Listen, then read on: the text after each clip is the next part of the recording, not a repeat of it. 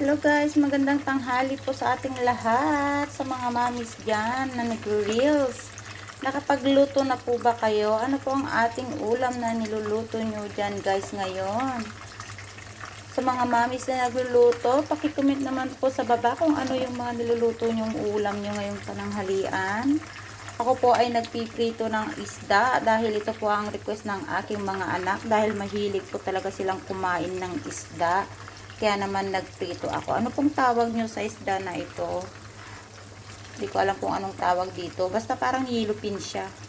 Parang basibas sa Ilocano. Hindi ko alam. Yellowfin yata to guys. Yellowfin po ba yan? Hindi ko alam yun. Basta yun na yun guys. Basta mahaba siya. Tapos yung ulo niya pahaba. Ayan. Maya-maya lang ay maluluto na po siya.